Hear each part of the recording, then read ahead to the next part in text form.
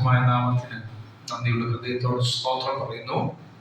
ഇവിടെയുള്ള സ്നേഹിത സമർപ്പണ ശുശ്രൂഷയുടെ ബന്ധത്തിൽ നമുക്കെല്ലാവർക്കും ഒരുമിച്ച് ദിവസം കടന്നു വരുവാൻ സർവശക്തനാകുന്ന ദൈവം അനുവദിച്ച സാവകാശങ്ങൾക്കും എല്ലാ നല്ല മുഖാന്തരങ്ങൾക്കും പുനരാവൃത്തമുള്ള ക്രിസ്തുയേശുവിന്റെ നിസ്തുല്യമായ നാമത്തിൽ എന്റെ വന്ദനങ്ങളെ പറയുന്നു. ധാരാളമായി സഹായിക്കട്ടെ.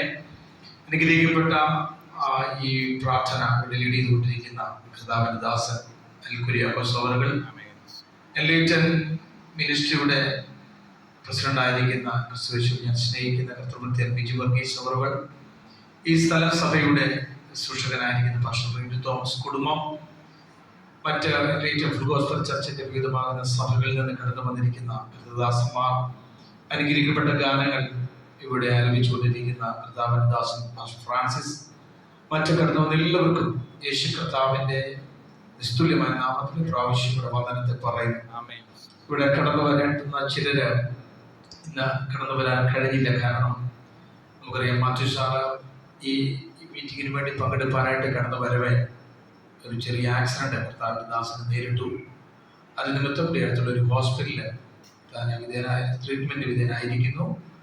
അതോടൊപ്പം ആദ്യിച്ച് അജി പാസ്റ്റർ നമ്മുടെ മതത്തിൽ കടന്നു വരേണ്ടതായിരുന്നു. കർത്തദാസന് കടന്നു വരുവാൻ കഴിഞ്ഞില്ല. മാത്യു സാറിനെ ആ ഹോസ്പിറ്റലിൽ കാണുവാനായിട്ട് പോവുകയും ബിജു പാസ്റ്റർ വിളിച്ചപ്പോൾ കടന്നു വരാൻ സാധിക്കത്തില്ലെന്ന് പറയുകയും ചെയ്തു. പക്ഷെ കടന്നു വന്ന പലർക്കും വിളിച്ചവർ പലരും കടന്നു വരുവാൻ കൃപ ചെയ്ത ദൈവത്തിന്റെ വലിയ വിശ്വസ്തതയ്ക്കായി സ്തോത്രം. എല്ലാവരെയും കർത്താവ് ധാരാളമായി അനുഗ്രഹിക്കുകയും സഹായിക്കുകയും ചെയ്യുമാറാകട്ടെ.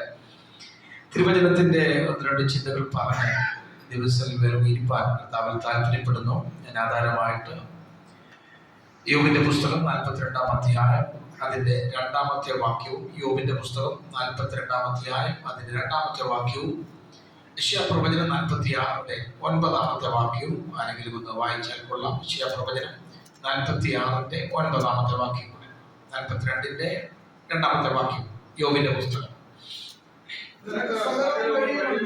നിനക്ക് സകലതും കഴിയുമെന്നും നിന്റെ ഉദ്ദേശങ്ങളൊന്നും അസാധ്യമല്ലെന്നും ഞാൻ അറിയുന്നു. യെശയ്യാപ്രവചനത്തിലെ വചനം കൂടി ഒന്ന് വായിച്ച് സഹായിച്ചാൽ കൊള്ളാം. യെശയ്യാപ്രവചനം 46-ന്റെ 9-ാമത്തെ വാക്യം.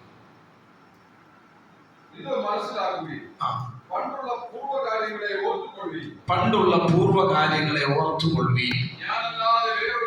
ഞാനല്ലാതെ വേറെ ഒരു ദൈവമില്ല. അടുത്തത്, ഞാൻ തന്റെ ദൈവം. അടുത്തത്, എന്നെ പോലെ ഒരുത്തനുമില്ല. അടുത്തത് കൂടെ ശ്രദ്ധിച്ചോളാം. ആരംഭത്തിങ്കൽ തന്നെ അവസാനവും പൂർവകാലത്തു തന്നെ മേലാൽ സംഭവിപ്പാനുള്ളതും ഞാൻ പ്രസ്താവിക്കും. സ്തോത്രം.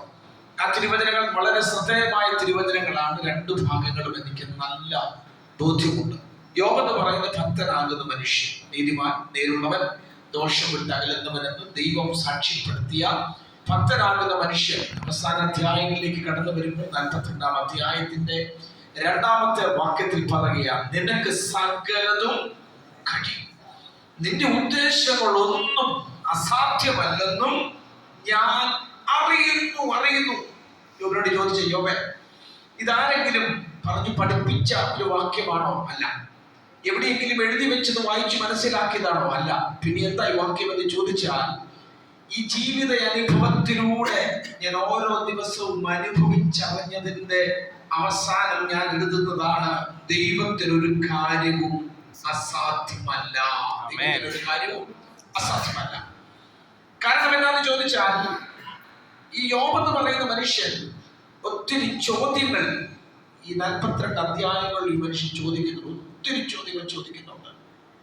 സുഖകാലത്ത് പലപ്പോഴും മനുഷ്യൻ ചോദ്യങ്ങളൊന്നും ചോദിക്കുന്നില്ല. ചോദിക്കാനുള്ള സമയമൊന്നുമില്ല, ഇങ്ങനെ പോവാം. പക്ഷേ ജീവിതത്തിൽ ചിന്തിക്കാത്ത ചില മേഖലകളിലൂടെ കടന്നു പോകുമ്പോൾ ഏതു ഭക്തനും ചോദ്യങ്ങൾ ദൈവത്തോട് ചോദിക്കും. എന്തുകൊണ്ട് ഇങ്ങനെ സംഭവിച്ചു? എന്തുകൊണ്ട് ഇങ്ങനെയാകുന്നു? എന്താ ഇതിന്റെ കാരണം? എന്നിത്യാദി പല ചോദ്യങ്ങളും മനുഷ്യരെല്ലാം ചോദിക്കും. ഭക്തന്മാർ ഒത്തിരി പേര് ബൈബിളിൽ ചോദിച്ചിട്ടുണ്ട്. യോബും അതുപോലെ തന്നെ ഒത്തിരി ചോദ്യങ്ങൾ ചോദിച്ചു. എന്നാൽ ഈ ചോദ്യത്തിന്റെ ഒക്കെ അവസാനം യോബ് നിരാശയോടെ മടങ്ങുന്ന ഒരു മനുഷ്യനെയല്ല അവിടെ കാണുന്നത്. ദൈവം ചെയ്തതെല്ലാം നന്മയ്ക്കാണെന്ന് സമൂഹത്തോട് വിളിച്ചു പറഞ്ഞൊരു ഭക്തനെയാണ് അവിടെ കാണുന്നത്. സ്തോത്രം. അപ്പോൾ നമ്മളൊരു കാര്യം വ്യക്തമായിട്ട് മനസ്സിലാക്കണം. ജീവിതത്തിന്റെ കർത്താവിന്റെ ദാസന്മാരുടെ ഓർപ്പിച്ച പോലെ സംഭവിക്കുന്നതെല്ലാം എന്താണെന്ന് അറിയാമോ? നന്മയ്ക്കായിട്ട്, എല്ലാം നന്മയ്ക്കായിട്ട് സംഭവിക്കുന്നത്. ഞെരുക്കത്തിൽ ഇരുന്നപ്പോ നീ എനിക്ക് എന്ത് ചെയ്തെന്ന് അറിയാമോ? വിശാലത വരുത്തി. അപ്പൊ ഞെരുക്ക എന്നത്തിനായിരുന്നു? ഒരു വിശാലതയ്ക്ക് വേണ്ടിയായിരുന്നു. സ്തോത്രം. ദൈവഹിതപ്രകാരമുള്ള ഞെരുക്കായിരിക്കണം. ദൈവം അറിഞ്ഞിട്ടുള്ള ഞെരുക്കമായിരിക്കണം. ദൈവനാമത്തിന് മഹത്വം ഉണ്ടാകുന്ന ഒരു ഞെരുക്കമാണെങ്കിൽ ആ ഞെരുക്കം നിമിത്തം സർവശക്തനാകുന്ന ദൈവം നമുക്ക് നിശ്ചയമായിട്ടും എന്ത് നൽകുമെന്ന് അറിയാമോ? ഒരു വിശാലത നൽകുന്ന ദൈവമാണെന്ന് വിശുദ്ധ വേദപുസ്തകം വളരെ വ്യക്തമായി നമ്മെ പഠിപ്പിക്കുന്ന ഒരു കാര്യമാണ്. തിരുവചനം പറഞ്ഞു, ദൈവം അതതിന്റെ സമയത്ത് എല്ലാം ഭംഗിയായി ചെയ്യുന്ന ഒരു ദൈവമാണ്. അതതിന്റെ സമയത്ത്. ആരുടെ സമയത്ത്? നമ്മുടെ സമയത്ത്. നമ്മുടെ ആഗ്രഹം നമ്മുടെ സമയത്ത് കാര്യങ്ങളൊക്കെ നടക്കണം. മക്കളുടെ കാര്യം നടക്കണം, സഭയുടെ കാര്യം നടക്കണം, വ്യക്തിപരമായ കാര്യം നടക്കണം, എന്നിത്യാദി ഒത്തിരി കാര്യങ്ങളുള്ളവരാണ് നമ്മൾ. പക്ഷേ തിരുവചനം നമ്മെ പഠിപ്പിക്കുന്നത് നമ്മുടെ സമയത്ത് ഒരു കാര്യവും നടക്കത്തില്ല, മറിച്ച് ആരുടെ കാര്യങ്ങളുടെ സമയത്ത് നടക്കത്തുള്ളൂ? ദൈവത്തിന്റെ സമയത്ത്. നമ്മുടെ സമയത്ത് കാര്യങ്ങൾ നടന്നാൽ അതിന് അപാകതകളുണ്ട്. അത് നിമിത്തം ദുഃഖിക്കേണ്ടി വരും, അത് നിമിത്തം ഭാരപ്പെടേണ്ടി വരും. പക്ഷെ ദൈവത്തിന്റെ സമയത്ത് ഒരു കാര്യം ചെയ്താൽ ദൈവം ആദിയെങ്കിൽ അവസാനവും കാണുന്ന ദൈവമാണ്. അതിന്റെ നിയന്ത്രണം ഏറ്റെടുക്കാൻ കഴിവുള്ളവരെ കൊണ്ടാണ് ദൈവം നമ്മുടെ ജീവിതത്തിൽ അവന്റെ സമയത്ത് നമ്മുടെ ജീവിതത്തിൽ കാര്യങ്ങളൊക്കെ ചെയ്യുന്നുവെന്ന് വിശുദ്ധ വേദപുസ്തകം നമുക്ക് വ്യക്തമായി മനസ്സിലാക്കാൻ കഴിയുന്ന കാര്യങ്ങളാണ്. സ്തോത്രം. അപ്പൊ ദാസന്മാരുടെ ഓർപ്പിച്ചു, കർത്തൃഭക്തൻ ഇവിടെ ഇരിക്കുന്ന സമയത്ത് ഒരു മുറി അല്ലെങ്കിൽ ബാത്റൂം, ഒത്തിരി വിശാലമായ ഹോള് കാര്യങ്ങളൊക്കെ ഉണ്ടെങ്കിലും മറ്റുള്ളവർ വരുമ്പോൾ താമസിപ്പിക്കാൻ ബുദ്ധിമുട്ട്, ഈ കാര്യങ്ങളൊക്കെ ദാസൻ ജീവിതത്തിൽ സംഭവിക്കും. പക്ഷേ അന്നും പറയുമ്പോ നിറഞ്ഞ പുഞ്ചിരിയോട് റെനിപ്പാഷ പറഞ്ഞു, പക്ഷേ ഇതൊക്കെ മാറും, ഈ അവസ്ഥകളെല്ലാം മാറും, ദൈവം പ്രവർത്തിക്കും, ദൈവത്തിന്റെ പ്രവൃത്തി വെളിപ്പെടും എന്ന് വിശ്വാസത്തിന്റെ വാക്കുകൾ പറഞ്ഞു. കർത്താവിന്റെ ദാസൻ വിജുപാഷ അതിന് കർത്താവ് ഉപയോഗിച്ചെങ്കിലും കർത്താവിന്റെ ദാസനോട് ഇടപെട്ടത് ആരുടെ സമയത്താണ്? ദൈവത്തിന്റെ സമയത്താണ്. സ്തോത്രം. വിജുപാഷ സമയത്ത്, വിജുപാഷ സമയത്ത്, യോജിപാഷ സമയത്തോ അല്ല ഇടപെട്ടത്, ദൈവത്തിന്റെ സമയത്താണ് ഇടപെട്ടതും. അങ്ങനെ ഒരു ആഗ്രഹം മനസ്സിൽ വരികയും അതിനുവേണ്ടിയുള്ള കാര്യങ്ങൾ ചെയ്യുവാനായിട്ട് പ്രേരണ ഉണ്ടായതും അതുകൊണ്ട് നമ്മൾ ഈ വചനത്തോടുള്ള ബന്ധത്തിലും ഇവിടെ സമർപ്പിച്ചിരിക്കുന്ന ഈ പാസ്റ്റേജിലുള്ള ബന്ധത്തിലും നമ്മുടെ ജീവിതത്തിന്റെ അനുഭവത്തെ കോർത്തിണക്കി ഒന്ന് ചിന്തിച്ച് പറവാൻ, ദൈവമേ എന്റെ സമയത്ത് ഒന്നും ചെയ്യണ്ട, അങ്ങയുടെ സമയത്ത് മാത്രം ചെയ്താൽ മതി. അങ്ങയുടെ സമയത്ത് ചെയ്താൽ എല്ലാം ഭംഗിയുള്ളതായിരിക്കും. അങ്ങയുടെ സമയത്ത് ചെയ്താൽ എല്ലാം മനോഹരമുള്ളതായിരിക്കും. അങ്ങയുടെ സമയത്ത് ചെയ്താൽ അതിന്റെ ദോഷമുണ്ടാകത്തില്ല. സ്തോത്രം. സ്തോത്രം. വിശുദ്ധ വേദപുസ്തകം പഠിക്കുമ്പോ 2 രാജാക്കന്മാരുടെ പുസ്തകം 4-ാം അധ്യായത്തിൽ ശൂലേംകാരത്തിയുടെ ചരിത്രം പറയുന്നു. ശൂലേംകാരത്തിയുടെ ചരിത്രം എന്നാ പറയുന്നത്? ശൂലേംകാരത്തി ഒരിക്കൽ ഭർത്താവിനോട് പറയുക, നമ്മുടെ ഇതിലെ കൂടെ കടന്നു പോകുന്ന ഒരു മനുഷ്യനുണ്ട്, വിശുദ്ധ മനുഷ്യനാണെന്ന് ഞാൻ ചിന്തിക്കുന്നു, എനിക്കറിയാം, മനസ്സിലായി. അതുകൊണ്ട് ഒരു കാര്യം ചെയ്തു കൊടുക്കണം. എന്താ ചെയ്തു കൊടുക്കേണ്ടതെന്ന് അറിയാമോ? അവന് ചുവരോട് കൂടി ഒരു മാളിക മുറി, ചുവരോട് കൂടിയതല്ല, ചുവരിന്റെ മുകളിൽ, വാക്കയുടെ മുകളിൽ, തട്ടിന്റെ മുകളിൽ ഒരു മാളിക മുറി അവന് പണിതുണ്ടാക്കണം. മാളിക മുറി പണിതുണ്ടാക്കണം. എന്തിനാ മാളിക മുറി എന്ന് ചോദിച്ച, കൂടെ ഇതിലെ വരുമ്പോൾ ഭക്തന് കയറി ഒന്ന് വിശ്രമിക്കാനായി ഒരു മാളിക മുറി പണിതുണ്ടാക്കി കൊടുക്കണമെന്ന് അപേക്ഷ വെച്ച് ഭർത്താവിന്റെ മുൻപിൽ. ആ അപേക്ഷയായിട്ട് അവിടെ കിടക്കുകയല്ല. ദിവസങ്ങൾ കഴിഞ്ഞപ്പോൾ, ചില മാസങ്ങൾ, ആഴ്ചകളും കഴിഞ്ഞപ്പോ അതിന്റെ പണി പൂർത്തീകരിക്കപ്പെട്ടു. പണി പൂർത്തീകരിക്കപ്പെടുക മാത്രമല്ല, ഭക്തൻ അതിന്റെ അകത്തു കയറി വരുവാനും കാരണമായി തീർന്നു. അങ്ങനെയെങ്കിൽ അതു നിമിത്തം ആരെ ദൈവം അനുഗ്രഹിച്ചു? ആരുടെ ജീവിതത്തിൽ മറുപടി കൊടുത്തെന്നറിയാമോ? ശൂലേംകാരത്തിയുടെ ജീവിതത്തിൽ അസാധ്യമെന്ന് പറഞ്ഞിരിക്കുന്ന ഒരു മേഖലയെ കർത്താവ് സാധ്യമാക്കി കൊടുത്തുവെങ്കിൽ, ഇതിനുവേണ്ടി കഠിനാധ്വാനം ചെയ്തവരുണ്ട്, ഇതിനുവേണ്ടി പണം മുടക്കിയവരുണ്ട്, ഇതിനുവേണ്ടി മറ്റു കാര്യങ്ങൾ ചെയ്തവരുണ്ട്. അവരെ സർവശക്തനാകുന്ന ദൈവം നിശ്ചയമായും അനുഗ്രഹിക്കുമെന്ന് വിശുദ്ധ വേദ പുസ്തകത്തിന്റെ അടിസ്ഥാനത്തിൽ നമുക്ക് ഒന്നിച്ച് പറയാൻ കഴിയുന്ന ഒരു വസ്തുതയാണ്. മാത്രമാണ് അവിടെ ചെയ്തത്. ചുവരോടുകൂടി മാളിക മുറി പണിതുണ്ടാക്കുക മാത്രമല്ല, ആ മാളിക മുറിക്കുള്ളിൽ എന്തൊക്കെ വേണമോ അതൊക്കെ അവിടെ എന്ത് ചെയ്തെന്ന് അറിയാമോ? നൽകി. കട്ടിൽ കട്ടില്, നാൽക്കാലി, നിലവിളക്ക് എന്തു വേണ്ട അവിടെ വേണ്ടതൊക്കെ എന്ത് ചെയ്തെന്ന് അറിയാമോ? അവിടെ നൽകി. പിന്നത്തെ ദൈവത്തിന്റെ അനുഗ്രഹത്തിന്റെ, ദൈവത്തിന്റെ വിടുതലിന്റെ കരങ്ങൾ അവിടെ വ്യാപരിക്കുന്നതായിട്ട് വിശുദ്ധ വേദപുസ്തകം വളരെ വ്യക്തമായിട്ട് പറയും. സ്തോത്രം. ഞാൻ പറയട്ടെ, നമ്മൾ വായിച്ച വേദഭാഗം യോബിന്റെ പുസ്തകം 42-ാം അധ്യായത്തിൽ നിന്നാണ് വായിച്ചത്. യോബ് അവിടെ പറയുക, നിനക്കൊരു കാര്യം അസാധ്യമല്ല എന്ന് ഞാൻ വ്യക്തമായി അറിയുന്നു. യോബേ, എന്താ യോബ് ഇങ്ങനെ പറയാനുള്ള കാരണം എന്ന് ചോദിച്ചപ്പോൾ, ഊസ് ദേശത്ത് മാന്യനായി ജീവിച്ച ഒരു വ്യക്തിയാണ് ഞാൻ. ധനസമൃദ്ധിയിൽ എന്നെ വെല്ലുവാൻ, എന്നെ കവച്ചു വെക്കുവാൻ ദേശത്ത് ആരും ഉണ്ടായിരുന്നില്ല. സമ്പൽ സമൃദ്ധി, ഇഷ്ടം പോലെ ആടുമാടുകൾ, എന്തു വേണ്ട ദാസീദാസന്മാർ, ഇഷ്ടം പോലെ സൗകര്യങ്ങൾ എല്ലാം ഉണ്ടായിരുന്ന ഒരു മനുഷ്യൻ. ഈ മനുഷ്യൻ നോക്കി നിൽക്കുമ്പോൾ ഒന്നിന് പുറകെ ഒന്നൊന്നായി ഓരോന്നും തന്റെ ജീവിതത്തിൽ നഷ്ടപ്പെടുമ്പോ അതിന്റെ വാർത്ത തന്റെ അനുയായികൾ അല്ലെങ്കിൽ തന്റെ വേലക്കാർ വന്ന് തന്നോട് പറയുമ്പോൾ അവരുടെ മുഖത്ത് നോക്കി ദൈവത്തെ ത്യജിക്കുന്ന ഒരു മനുഷ്യനായിട്ടല്ല ഈ മനുഷ്യനെ കാണുന്നത്. ദൈവം ദോഷം ചെയ്യുന്നവനല്ല എന്ന് അവരുടെ മുമ്പിൽ തെളിയിക്കുന്ന ഒരു മനുഷ്യനായിട്ട് വിശുദ്ധ വേദപുസ്തകം യോബിനെ പരിചയപ്പെടുത്തുന്നത്.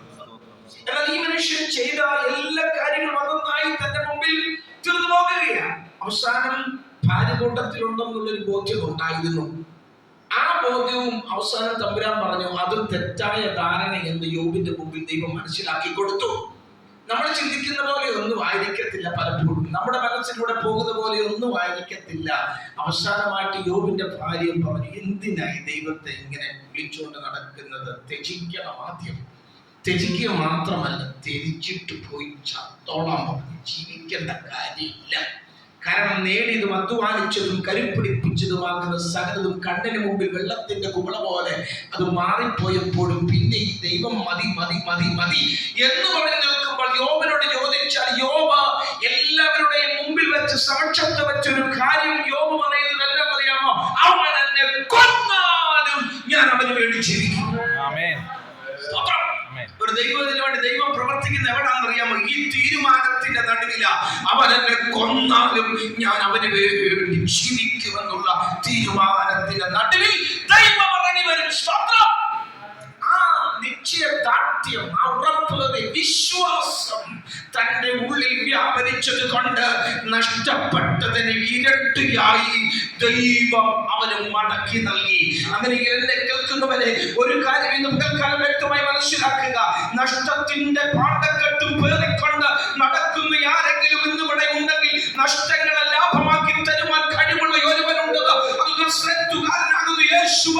അവന്റെ മുമ്പിലേക്ക് വിഷയങ്ങളെ കൊടുക്കുന്ന മാത്രമേ അവൻ അത്ഭുതത്തിന്റെ ദൈവമായി ഇറങ്ങി വന്ന് പ്രവർത്തിക്കുന്ന ദൈവമോ. ആമേൻ, ഹല്ലേലൂയ. നമ്മൾ വായിച്ചു, അവന് തുല്യൻ അവൻ മാത്രം, ഞാനല്ലാതെ മറ്റൊരു ദൈവമില്ല. പ്രവർത്തിപ്പാൻ കഴിയുന്ന ഒരുവനുണ്ടെങ്കിൽ അത് ഞാൻ മാത്രമാണെന്ന് അവിടെ ഉറപ്പിച്ചു പറയുക. ഹല്ലേലൂയ. എന്നാൽ അവസാന വാക്കുകൾ വരുമ്പോ കാണാൻ കഴിയുന്നത് ഈ മനുഷ്യൻ ദൈവത്തിൽ ആശ്രയിച്ചുറച്ചതിന്റെ പരിണിത ഫലം അധഃപതനമല്ല കണ്ടത്. ഉള്ളതും കൂടെ കയ്യിൽ ഉതിർന്നു പോകുന്ന തലമല്ല അവിടെ കണ്ടത്. നഷ്ടപ്പെട്ടതിനെ തിരികെ പ്രാപിക്കുക. യോബിനോട് ചോദിച്ചത് എന്ത് യോബിന് ലഭിച്ചെന്ന് ചോദിച്ച ഒറ്റ ഉത്തരം, കൊന്നാലും ഞാൻ അവന് വേണ്ടി ജീവിക്കുമെന്നുള്ള ദൃഢപ്രതിജ്ഞ ജീവിതത്തിൽ ഉണ്ടായിരുന്നു. ഒക്കെ കാലഘട്ടങ്ങളിൽ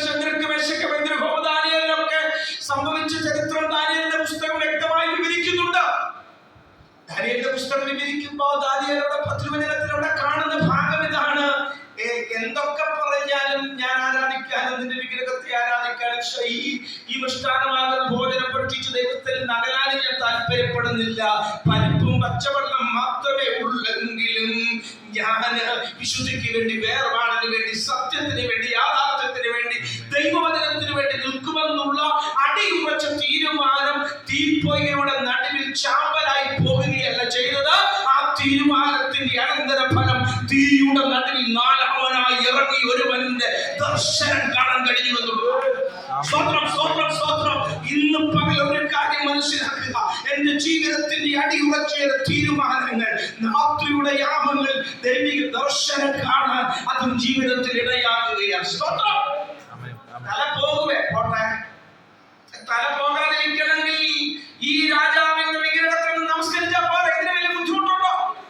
അല്ല, തല പോയാലും വേണ്ടുവേല.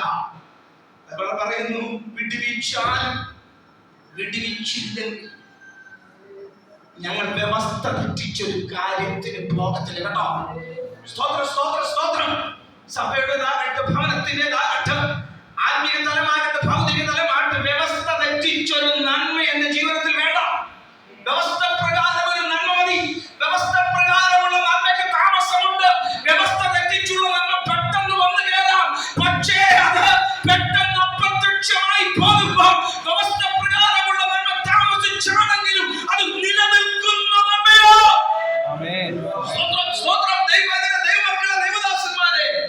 നമ്മൾ നോക്കുമ്പോ പലപ്പോഴും ആസാഫിനെ പോലെ പലപ്പോഴും നമ്മൾ ചിന്തിക്കാറുണ്ട്, എന്റെ കൈകളെ കുറ്റമില്ലായ്മയിൽ കഴുകിയത് ഉറത്താവാണെന്ന് ചിന്തിക്കുന്നുണ്ട്. ദുഷ്ടന്മാരുടെ സൗഖ്യം കണ്ടിട്ട് അഹങ്കാരികളുടെ അസൂയ തോന്നത്തക്ക വിധത്തിൽ മനസ്സ് പലപ്പോഴും പതറിപ്പോകാറുണ്ട്. പക്ഷേ ഒടുവിൽ ആസാഫ് പറയും, ഒടുവിൽ അവരുടെ അന്തം എന്താകും അറിയുവാൻ ഞാൻ മറ്റൊരു തലത്തിൽ പോകുകയല്ല. ദൈവത്തിന്റെ ആലയത്തിൽ ചെന്ന് മുട്ടുകുത്തി കൈകൾ ഉയർത്തി കണ്ണു തുറന്ന് ദൈവത്തോട് ഞാൻ നിലവിളിക്കുമ്പോൾ അവൻ എനിക്കൊരു ഉത്തരവരുളി, നിശ്ചയമായും നീ അവരെ വഴുവഴുപ്പിൽ നിർത്തിയിരിക്കുക. മെരുച്ചകളാൽ അവരെ ശേഷം മുട്ടിഞ്ഞു പോകുമ്പോൾ ഭക്ത നിന്നോട് പറയേണ്ട ദൂത്, നിനക്കുള്ള നന്മ നിലനിൽക്കുന്ന നന്മയാ. കാറ്റിന് ഒഴുകിപ്പോകുന്നതല്ല, കടലെടുക്കുന്നതല്ല, പ്രതികൂലങ്ങളുടെ നടുവിൽ മാറിപ്പോകുന്നതല്ല. നിനക്ക് തന്ന ദൈവിക നന്മ അത് നിലനിൽക്കുന്ന നന്മയാണെന്ന് ഇന്ന് വചനം ഉറപ്പായി പറയുക. സ്തോത്രം. അതുകൊണ്ട് ഇന്ന് പകൽ യേശുവിന്റെ സന്നിധിയിൽ നമുക്ക് ഒന്നിച്ചടുത്തു വരാം. നമുക്ക് പ്രാർത്ഥിക്കാൻ കഴിയണം. ദേവദാസന്മാരെ, നമുക്ക് പല സ്ഥലങ്ങളിൽ ഹോളുകളില്ല, നമുക്ക് പല സ്ഥലങ്ങളിൽ പാസ്റ്റേജ് ഇല്ല, പക്ഷെ ലഭിച്ചിട്ടില്ല. ചിലരെ സംബന്ധിച്ച് മറ്റു സഭകളിങ്ങനെ പണിത് വെച്ചു, പക്ഷെ നമുക്ക് കാണാൻ വന്നില്ല. പക്ഷെ ഒരു കാര്യം ഓർത്തുകൊള്ളുക, വെയിറ്റ് ചെയ്യുക, ദൈവത്തിന്റെ പ്രവൃത്തിക്കായി കാത്തിരിക. അധികം താമസമില്ല, നമ്മുടെ ഇടങ്ങളിൽ ദൈവിക പ്രവൃത്തി കർത്താവ് ചെയ്യുമെന്നുള്ളതിൽ തർക്കമില്ലാത്തൊരു കാര്യമാണ്. ഒറ്റ കാര്യം മാത്രം, വ്യവസ്ഥയ്ക്ക് വേണ്ടി നിൽക്കുക, സത്യത്തിന് വേണ്ടി നിൽക്കുക, ദൈവത്തിൽ പ്രത്യാശ വയ്ക്കുക, പതറിപ്പോകരുത്. സ്തോത്രം. ആയതുകൊണ്ട് ഞാൻ എന്റെ വാക്കുകൾക്കിടെ വിരാമം കുറിക്കുക, നമ്മളെ തന്നെ പൂർണ്ണമായ ദൈവത്തിന് സമർപ്പിക്കുക. ഒത്തിരി അനുഭവങ്ങളിലൂടെ കടന്നുപോയ ഒരു സഭയായിട്ട് ശബ്ദത്തോടെ ഒന്ന് ഉയർക്കേണ്ട ശബ്ദം ശാപാടക്കോട്ട് കേട്ടോ.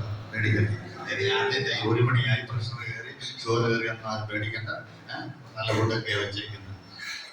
ദൈവം ധാരാളമായിട്ട് ഇവരെ അനുഗ്രഹിക്കട്ടെ. വിശ്വാസ ദൈവദാസന്മാർ എല്ലാവർക്കും ആരുടെ പേര് ഞാൻ എടുത്ത് പറയുന്നില്ല. ഏതെങ്കിലും ഒരു പേര് വാങ്ങി പിന്നെ വെളിയിൽ വരുമ്പോൾ പറയും, എന്റെ പേരെന്താ പറയാ, ഞാൻ പാസ്റ്റർ എന്നുള്ള ചിന്ത ഒരാളുടെ ഹൃദയത്തിൽ വരണ്ട എന്ന് വിചാരിച്ച് എല്ലാവർക്കും വിശേഷമുള്ള സ്നേഹവും വന്ദനവും അറിയിക്കുന്നു. ദൈവം ധാരാളമായിട്ട് അവരെ അനുഗ്രഹിക്കട്ടെ. മനോഹരമായ ഈ ശുശ്രൂഷയിൽ ഭാവാക്കാവുക സർവ്വ ദൈവം നമ്മളെ എല്ലാം ഒരുക്കി. എല്ലാവർക്കും നന്ദിയും കർത്താവ് ഒരുക്കിയതിനായി ദൈവത്തിന് നന്ദി കരയേറ്റുന്നു. വാത്സല്യ മാതാവ് ഹല്ലേലൂയ. എല്ലാവരെയും എനിക്ക് വേണ്ടി പ്രാർത്ഥിച്ചുകൊണ്ടിരിക്കുന്നു. ഞാൻ അമ്മയ്ക്ക് വേണ്ടി പ്രാർത്ഥിക്കുന്നു. സ്വർഗത്തിൽ പോകുന്നു. Praise the Lord. ഞങ്ങൾക്ക് മനസ്സിലാക്കാൻ സ്തോത്രം. Praise the Lord. ദൈവം എല്ലാവരെയും അനുഗ്രഹിക്കട്ടെ. വിഷയ ശ്രേഷ്ഠ കുട്ടുദാസി പൊതുവിലാണ്, മകന് യുഎസിലാണ്. അവരാണ് ഇതിന്റെ എല്ലാം കാരണഭൂതൻ. ദൈവമാണ് എല്ലാത്തിനും. എങ്കിലും അവരുടെ സ്നേഹവും സഹകരണവും ഇല്ലെങ്കിൽ എനിക്കിതൊന്നും ചെയ്യാനായിട്ട് കഴിയത്തില്ല, ഇല്ലയോ? നമ്മുടെ സ്വന്തം ഭവനത്തിൽ നോക്കി എന്തെങ്കിലും ഒന്ന് ചെയ്യണമെന്നുണ്ടെങ്കിൽ നമുക്ക് നമ്മുടെ കൂട്ടിൽ നമ്മുടെ കൂടെയുള്ള ആളുടെ സ്നേഹം, ഇല്ലയോ? ആ സ്നേഹം ഭവനത്തിൽ നിന്ന് ആദ്യം തുടങ്ങട്ടെ. എന്നെ സ്നേഹമുണ്ടെന്ന് പറഞ്ഞാൽ ഒക്കത്തില്ല, ആ സ്നേഹം ഒന്ന് പ്രകടിപ്പിക്കണം. എനിക്ക് എൻ്റെ ഭാര്യ ഇഷ്ടമാണ്, ഭാര്യ പറയാൻ എനിക്ക് ഭർത്താവിനെ ഇഷ്ടമാണ്. പക്ഷെ സ്നേഹം പ്രകടിപ്പിക്കുന്ന എങ്ങനെ? ആ സംസാരത്തിലൂടെ. ആ സ്നേഹം പ്രകടിപ്പിക്കണം. എന്നാൽ നമ്മൾ കല്യാണം കഴിക്കാൻ മാത്രമേ സ്നേഹമുള്ളൂ. ഉമ്മയോട് പിന്നെ ഉമ്മയായിട്ട്. അപ്പൊ അതല്ല, ഈ ആദ്യം വരെ ഈ സ്നേഹം നിലനിൽക്കണം.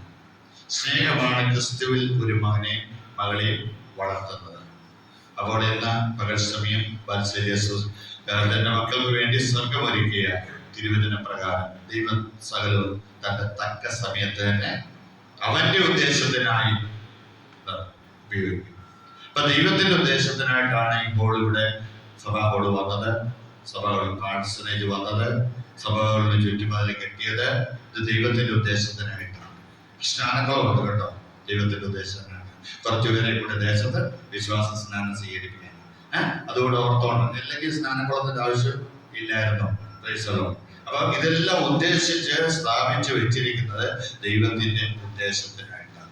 അത് പൂർണ്ണമായി ദൈവമക്കൾ മനസ്സിലാക്കണം. മനസ്സിലാക്കിയ ദൈവമക്കൾ ആ വിശുദ്ധിയിലും വേർപാടിലും സത്യവചന പ്രകാരം ജീവിക്കണം. ദൈവദാസനായതുകൊണ്ട് സ്വർഗത്തിൽ പോകത്തില്ല. ദൈവം ഒരുക്കിയിട്ടുണ്ട്. ആ കരമടിച്ച ദൈവത്തിനൊന്ന് മഹത്വപ്പെടുത്തിയാണ്. ആ ഭവനത്തിന് വേണ്ടി കാക്ഷിക്കുന്ന ദൈവമക്കളെ, ഈ ഭവനം താൽക്കാലികമാണ്, ഈ മനുഷ്യരീരം താൽക്കാലികമാണ്, നമ്മൾ പാർക്കുന്ന ഈ ഭവനം താൽക്കാലികമാണ്.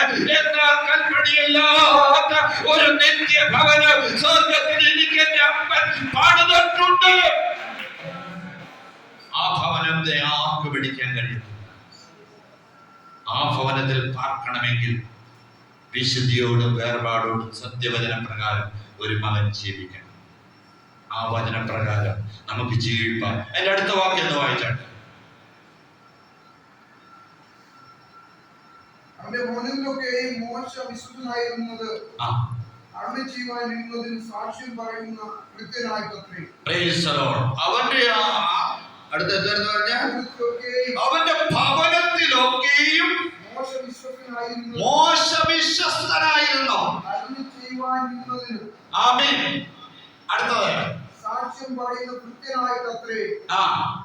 ക്രിസ്തു അവന്റെ ഭവനത്തിന് അധികാരിയായ തന്നെ പ്രത്യാശയുടെ ധൈര്യവും പ്രശംസയും നാം അവസാനത്തോളം മുറുകെ പിടിച്ചുകൊണ്ടെന്നാൽ നാം തന്നെ അവന്റെ ഭവനമാകും. അപ്പോൾ നമ്മൾക്ക് എന്തുണ്ടായിരിക്കണം? പ്രത്യാശ ഉണ്ടായിരിക്കണം. അടുത്തത് ധൈര്യം ഉണ്ടായിരിക്കണം. രക്ഷിക്കപ്പെടാൻ ജ്ഞാനപ്പെടണമെങ്കിൽ ധൈര്യം ഉണ്ടായിരിക്കണം, പ്രത്യാശ ഉണ്ടായിരിക്കണം. പലർക്ക് ധൈര്യമില്ല. മോശ വിശ്വസ്തന സാക്ഷ്യം ആകുന്നു. അതുകൊണ്ട് പരിശുദ്ധാത്മാവ് അരുളി ചെയ്യുന്നു, ഇന്ന് നിങ്ങൾ എന്റെ ശബ്ദം കേൾക്കുന്നുവെങ്കിൽ, ഇന്ന് ദൈവശബ്ദം കേൾക്കുന്നുവെങ്കിൽ നിങ്ങൾക്ക് പ്രത്യാശയും ധൈര്യം ഉണ്ടാകട്ടെ. നിത്യഭവനം നമുക്ക് വേണ്ടി ചമച്ചിട്ടുണ്ട്. ആ കർത്താവിന്റെ സന്നിധി മോശ ഭൂമിയിൽ വിശ്വസ്തനായിരുന്നു. ആ വിശ്വസ്തനായിരുന്ന പോലെ നമുക്ക് ഈ ഭൂമിയുടെ വരത്തിൽ ദൈവം തന്നെ ഈ ഭവനത്തിൽ വിശ്വസ്തയോടെ ജീവിക്കാം, ഈ ആലയത്തിൽ വിശ്വസ്തയോടെ ജീവിക്കാം, ഈ വൻകൂടാരത്തിൽ വിശ്വസ്തയോടെ ജീവിക്കാം, ഈ ഭവനം ലോകമെന്ന ഭവനത്തിൽ വിശ്വസ്തയോടെ ജീവിക്കാം. എന്നാൽ നമുക്ക് വേണ്ടി ഒരിക്കൽ നിത്യഭവനത്തിൽ കടന്നു ചെല്ലുവാൻ സർവ്വകൃപാലുവാൻ ദൈവം എല്ലാവരും ഒരുക്കട്ടെ. ഇതിനായി പ്രാർത്ഥിച്ച എല്ലാ നിയമങ്ങളുള്ള സ്നേഹവും വന്ദനവും അറിയിക്കുന്ന ഇങ്ങനെയൊരു അവസരം കൂടി ദൈവം ഒരുക്കി തന്നല്ലോ. ഈ ഭവനം പണിയുവാൻ തക്കവണ്ണം അനേകരുടെ സാക്ഷ്യങ്ങൾ കേട്ടു.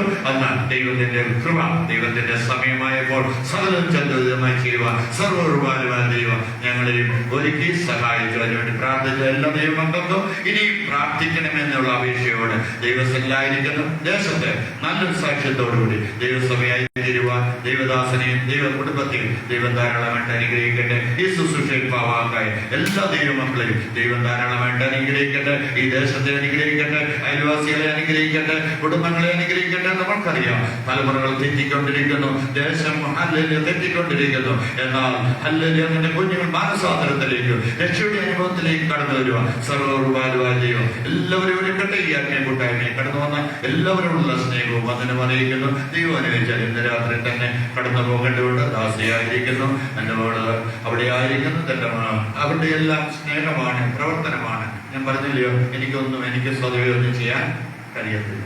എൻ്റെ കർത്താവ് എനിക്ക് തന്ന കൂട്ടുദാസി അത്രമാത്രം ഓരോ വിഷയത്തിനു വേണ്ടി പ്രവർത്തിക്കുകയും ചെയ്യുകയും ചെയ്യുന്നുണ്ട്. അതിനുള്ള മനസ്സ് കൊടുത്തത് അതുകൊണ്ടാണ്. അല്ലെങ്കിൽ എൻ്റെ കുടുംബത്തിലൊന്നും എനിക്ക് ചെയ്യാനും പറ്റില്ല. അതുപോലെ നിങ്ങളുടെ ഭവനത്തിൽ നിങ്ങളുടെ കൂട്ടുദാസന്മാരും എല്ലാത്തിലും ഒരുമനപ്പെടുക, മനസ്സ് കൊടുക്കുക എന്ന സർവ്വകൃപാലുവായ ദൈവം നിങ്ങൾക്കും ഇതുപോലെയുള്ള എല്ലാ മനോഹരമായ എല്ലാ നന്മകളും തരും. ദൈവം ധാരാളമായിട്ട് അവരെ അനുഗ്രഹിക്കട്ടെ. നമുക്ക് ഒരുമിച്ച് ദിവസത്തിൽ എഴുന്നേറ്റ് പ്രാർത്ഥിച്ച ആശീർവാദം പറഞ്ഞ് ആത്മീയ ശുശ്രൂഷ അവസാനിപ്പിക്കാം. ഏത് ഭവനം ചമപ്പാൻ ഒരാൾ വേണം. എന്റെ ഭവനം ചമയ്ക്കാൻ എന്റെ യേശു വേണമെന്ന് എത്ര പേരെ നമുക്ക് പറയുന്നു. മറ്റാരും ഒന്ന് ചമയ്ക്കാൻ ഒക്കത്തില്ല. ബിജുപാസം ഇവിടെ ഒന്നും ചമയ്ക്കാൻ കഴിയത്തില്ല. എനിക്ക് നല്ല ബുദ്ധിമുട്ട്. എന്റെ കർത്താവിന് മാത്രമേ ഇത് കഴിയത്തുള്ളൂ. നിങ്ങൾ പറ, ഞങ്ങൾക്കൊരു ഭവനത്തിലാകുമ്പോൾ ഞങ്ങൾക്കൊരു കർത്താവുണ്ട്. ആ കർത്താവ് നിങ്ങളുടെ ഭവനത്തിൽ ഇറങ്ങി വരും. നിന്റെ കണ്ണുനീരിന്, നിന്റെ പ്രാർത്ഥനയ്ക്ക് മറുപടി തന്നേ കർത്താവ് പോകത്തുള്ളൂ.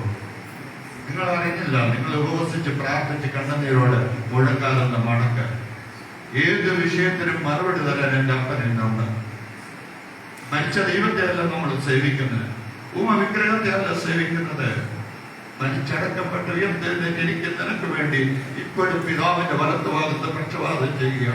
കഴിഞ്ഞ നിമിഷം വരെ നാം ചെയ്തു പോയ തെറ്റുകള് പിതാവെ ക്ഷമിക്കണമേ എന്ന് പറഞ്ഞ് ദൈവത്തോട് മധ്യസ്ഥത അയച്ചുകൊണ്ടിരിക്കുന്ന ഏക മധ്യസ്ഥനായ യേശു ക്രിസ്തുവാ. നിങ്ങൾക്കൊന്ന് മനസ്സിലാക്കാൻ കഴിയുന്നില്ലയോ? നിങ്ങളുടെ ആരുടെയോ ഗുണം കൊണ്ടോ കഴിവുകൊണ്ടോ അല്ല, നമുക്ക് വേണ്ടി പിതാവിന്റെ വലത്ത് ഭാഗത്ത് മധ്യസ്ഥത വെച്ചുകൊണ്ടിരിക്കുക. നമ്മൾ കരയുമ്പോൾ പിതാവിനോട് പറയും, എന്റെ കുഞ്ഞാൻ കരയുന്നത്, ആ കുഞ്ഞിന് വേണ്ടി ഞാൻ പ്രവർത്തിക്കാൻ പോകുക എന്ന് പിതാവിനോട് പറഞ്ഞിട്ട് ഭൂമിയിൽ വന്ന് പ്രവർത്തിക്കുന്ന അതിന് പരിശുദ്ധാത്മാവെയും മുഖാന്തരം ഒരുക്കുന്നതേ ഉള്ളൂ. അതിനുവേണ്ടി പരിശുദ്ധാത്മാവെയും എല്ലാം കൂട്ടിവരുത്തുന്നതേ ഉള്ളൂ. എന്നാൽ ഒരു മധ്യസ്ഥം നമുക്കുണ്ട്. എനിക്ക് നിങ്ങൾക്ക് വേണ്ടി പരിചരിക്കപ്പെട്ട കുഞ്ഞാണ്. ആ കുഞ്ഞാടിന്റെ മുഖത്തേക്ക് നോക്കിയപ്പ ഈ നന്മകൾ തരുക, ഈ അനുഗ്രഹം തരുക, ഈ സന്തോഷം തരുക, ഈ സമാധാനം തരുക എന്ത് യോഗ്യത എനിക്കുള്ളത്? എന്റെ അപ്പാ, നിന്റെ കൃപയാ, നിന്റെ കൃപയാ, നിന്റെ കൃപയാ. ഒന്ന് കരഞ്ഞാട്ട്, ഒന്ന് ദൈവസ്ഥയിൽ ഒന്ന് താഴ്ത്തി ഏൽപ്പിച്ചാട്ട്. പരാതിയുടെ കരത്തിൽ കർത്താവിന് വേണ്ട, നിന്റെ സമർപ്പണത്തിന്റെ കരത്തില യേശുവിന് വേണ്ടിയത്, നിന്റെ താഴ്മയുടെ കരത്തില കർത്താവിന് വേണ്ടിയത്, ദൈവസ്ഥയിൽ മുടക്കാൻ മടക്കി ഉപവസിക്കുന്ന കരത്തില ദൈവത്തിന് വേണ്ടിയത്. ഓ യെരമ്യാവിനോട് ചോദിക്ക്, അവൻ യെരൂശലേമിന്റെ മതിൽ ഇടിഞ്ഞും പൊളിഞ്ഞു, വാതിലുകൾ ചുട്ടി കരിഞ്ഞു കിടന്നപ്പോൾ അവൻ ഉപവസിച്ചും പ്രാർത്ഥിച്ചും കരഞ്ഞെന്ന് എഴുതിയേക്കുന്നത്. നിങ്ങളുടെ ഭവനത്തിന് വേണ്ടി നിങ്ങൾ കരയുന്നുണ്ടോ? നിങ്ങളുടെ ഭവനത്തിന്റെ വാതിലുകൾ കരിഞ്ഞു കിടക്കുമ്പോൾ നിങ്ങൾ കരയുന്നുണ്ടോ? നിങ്ങൾ ഉപവസിക്കുന്നുണ്ടോ? ഇന്ന് പരസമയം ഒന്ന് പണിയുവാൻ പോകണമെങ്കിൽ ആദ്യം നടക്കേണ്ടത് ഉപവസിച്ച് പ്രാർത്ഥിച്ച് കരയണം. നാം മാത്രമേ ദൈവം പ്രവർത്തിക്കത്തുള്ളൂ. കുഞ്ഞുങ്ങളെ, നിങ്ങളുടെ സമ്പത്ത് കൊണ്ട് ഒന്നും ചെയ്യാൻ കഴിയത്തില്ല. നിങ്ങളുടെ സമ്പത്ത് ഓട്ടസഞ്ചിയിലിട്ട ഹല്ലേലൂയ സഞ്ചിയിലിടുന്ന പണം പോലെയുള്ളൂ. ലഭിക്കുന്നുവെന്ന് നിങ്ങളുടെ കരങ്ങളിൽ ലഭിക്കാതെ പോകുന്നത് എന്താണെന്നറിയാമോ? നിങ്ങൾക്ക് ഉപവസിച്ച് പ്രാർത്ഥിച്ച് കരയുവാൻ കഴിയുന്നില്ല. ഭവനങ്ങളിൽ നിന്ന് ഉപവസിച്ച് പ്രാർത്ഥിച്ച് കരയാം. നിങ്ങളുടെ കർത്താവ് ഇറങ്ങി വരും. നിങ്ങൾക്ക് കൊണ്ട് പണിയിക്കേണ്ടത് പണിയിച്ചു തരും. ഹല്ലേലൂയ. ഒരു യോഗ്യതയില്ലാത്ത എനിക്ക് എന്റെ അപ്പൻ ഇതെല്ലാം തന്നിട്ടുണ്ടെങ്കിൽ ഒന്ന് മാത്രമേ എനിക്ക് സാക്ഷ്യം പറയാനുള്ളൂ. എന്റെ സാക്ഷ്യം അറിയുന്ന ഒരു കുഞ്ഞിന്റെ എന്റെ മധ്യമുണ്ട്. ഹല്ലേലൂയ. ഉഷാറുണ്ട്. അവർക്കറിയാം, ഞങ്ങളുടെ വീട്ടിൽ വന്ന് കരഞ്ഞ് ഞങ്ങൾ ഉപവസിച്ച് പ്രാർത്ഥിക്കുന്ന കൂട്ടായ്മ ആചരിച്ച് ആ കുഞ്ഞുങ്ങളുടെ കൂടെ അവിടെ സ്നാനപ്പെട്ട കുഞ്ഞാ. ഹല്ലേലൂയ. ഇന്ന് വരെ അവള് ഇതുപോലെ നിന്നവളാ. ഹല്ലേലൂയ. എന്നാൽ അവളുടെ ജീവിതത്തിൽ ഈയിടെ കടന്നു വന്ന കുഞ്ഞുങ്ങളുടെ ജീവിതത്തിൽ ഒരു അത്ഭുതം നടക്കണമെങ്കിൽ നിങ്ങളുടെ ഭവനങ്ങൾ ദൈവദാസന്മാരെ ഹല്ലേലൂയ നിങ്ങൾക്ക് കിട്ടുന്ന സമയങ്ങൾ നിങ്ങൾ ദൈവസന്നിധി ഉപവസിച്ച് പ്രാർത്ഥിച്ച് കരയണം. സഭയ്ക്ക് വേണ്ടി ദൈവദാസന്മാർ കരയണം. ഇവിടുത്തെ ദൈവദാസൻ കരയണം. ഇവിടുത്തെ സഭ വളരണമെങ്കിൽ ഇവിടുത്തെ ദൈവദാസി കരയണം. ഇവിടുത്തെ കുഞ്ഞുങ്ങൾ കരയണം. ഉപവസിച്ച് പ്രാർത്ഥിക്കുക കരഞ്ഞാല് ഈ ദൈവസഭ ദൈവാത്മാക്കൾ കടന്നു വരത്തുള്ളൂ. ഇവിടെ കർത്താസന്മാർ വന്നതുകൊണ്ടാകത്തില്ല. അവര് തന്നെ കരയണം. അവര് തന്നെ മുടക്കണം. അവര് തന്നെ ഉപവസിക്കണം. മനസ്സിലാകാൻ സ്തോത്രം. ഇന്ന് പകൽ സമയം ഈ ഒരു കൂട്ടായ്മയുടെ വെച്ചെന്തെന്നറിയാമോ? ചില വിടുതൽ ദേശത്ത് വെളിപ്പെടണം. എന്റെ ദേശത്ത് മാത്രം പോരാ, നിങ്ങളായിരിക്കുന്ന ദൈവസഭ ദൈവദേശത്ത് വെളിപ്പെടണം. സഭകളിൽ വെളിപ്പെടണം. അതിന് നിങ്ങൾ ഉപവസിച്ച് പ്രാർത്ഥിച്ച് കരയണം. എന്നാൽ മാത്രമേ ചില മതിലുകൾ ഇടിഞ്ഞു കിടന്നത് നമുക്ക് കെട്ടാൻ കഴിയത്തുള്ളൂ. ചില വാതിലുകൾ ചുട്ടി കരിഞ്ഞു കിടക്കുന്നത് നമുക്ക് അത് പണിയാൻ കഴിയത്തുള്ളൂ. അതുകൊണ്ട് നമുക്ക് സമയം ഇത്രത്തോളം നമ്മെ സഹായിച്ചു. ഇത്രത്തോളം ദൈവം നമ്മെ നിർത്തി. ഇത്രത്തോളം ദൈവം നമ്മെ ഉയർത്തി. എന്നാൽ ഇനിയും ഉയർത്തേണ്ടതിന് അവന്റെ ബലമുള്ള കൈകളിൽ നിന്ന് താണിരിക്കെ, ആ ബലമുള്ള കൈകളിൽ നിന്ന് താണിരിക്കെ. പരാതി കൊണ്ട് ദൈവത്തിനെ ചെല്ലരുത്. മാർത്തയ്ക്ക് പരാതിയുള്ളൂ. അവൻ മരിച്ചുപോയി. ഞാൻ തന്നെ പുനരുദ്ധാന ജീവനും ഇല്ല. ഞങ്ങൾക്കറിയാം. ഹല്ലേലൂയ. ഞങ്ങളുടെ പിതാക്കന്മാർ പറഞ്ഞിട്ടുണ്ട്, അല്ലെ ഒടുക്കത്തെ നാളിൽ ഉയർന്നത് ഇല്ല. ഞാൻ തന്നെയാണ് പുനരുദ്ധാന ജീവനും. ഇന്ത്യൻ ഇവിടെ നടക്കണമെന്ന് ദൈവം അറിഞ്ഞിട്ട് വന്നിട്ട് വിശ്വസിക്കാത്തൊരു വാർത്തയുണ്ട്. അവിടെ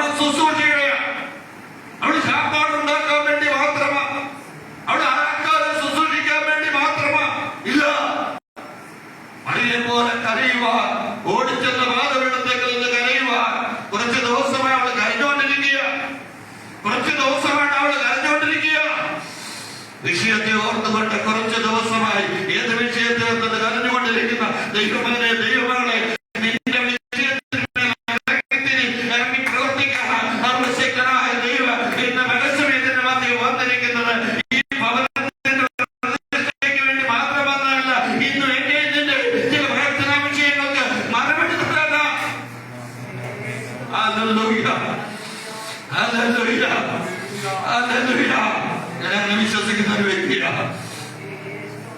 ഞാൻ അങ്ങനെ വിശ്വസിക്കുന്ന ഒരു വ്യക്തിയാണ്. എന്റെ കണ്ണിന്റെ മറികടന്ന് പോകത്തില്ല. ഞാൻ എന്തൊക്കെ പ്രാർത്ഥിച്ചിട്ടുണ്ടോ, ഞങ്ങൾ കുടുംബമായി ഉപവസിച്ച് പ്രാർത്ഥിച്ചിട്ടുണ്ടോ, ഞങ്ങൾക്കറിയത്തില്ല സഹോദരി. 5 ദിവസം ഉപവാസം ഇവിടുത്തെ പ്രവർത്തനങ്ങൾക്ക് വേണ്ടി. എന്തിനാ ഉപവസിക്കേണ്ടത്? ഇനി കുടിക്കാൻ നഷ്ടം പോലില്ലയോ? അവിടുന്ന് കഴിച്ചാൽ പോലില്ല. അത് ഉപവസിക്കും. എനിക്കറിയാം. ഞാനിന്ന് വടങ്ങി ചെല്ലുന്നവരെ അത് ഉപവസിച്ചിട്ടുണ്ട്. മക്കളെ, ഉപവാസത്താലും പ്രാർത്ഥനയാലും മാത്രമേ ദൈവസഭയ്ക്ക് ജയിക്കാൻ കഴിയത്തുള്ളൂ. ഏത് പ്രതിസന്ധി ജയിക്കണമെങ്കിൽ നിങ്ങളുടെ ഭവനത്തിൽ, നിങ്ങളുടെ ദൈവസഭയിൽ ഉപവാസവും പ്രാർത്ഥനയും ഉണ്ടായിരിക്കണം. ഇന്ന് പകൽസമയം അത് നമ്മുടെ ഭവനത്തിൽ വെളിപ്പെടട്ടെ, ദൈവസഭകളിൽ വെളിപ്പെടട്ടെ. ഈ ശുശ്രൂഷയിൽ കടന്നു വന്ന കുഞ്ഞുങ്ങളുടെ കുടുംബങ്ങളിൽ, ഭവനങ്ങളിൽ, തലമുറകളിൽ വെളിപ്പെടട്ടെ. നമുക്ക് ഒരുമിച്ച് പ്രാർത്ഥിക്കാം. പരിശുദ്ധ സത്യപിതാവേ, ദൈവത്തിന്റെ ഞങ്ങളുടെ രക്ഷകരമായ യേശുക്രിസ്തുവിന്റെ നാമത്തിൽ ഒന്നുകൂടി ഞങ്ങളെ സമർപ്പിക്കുന്നു.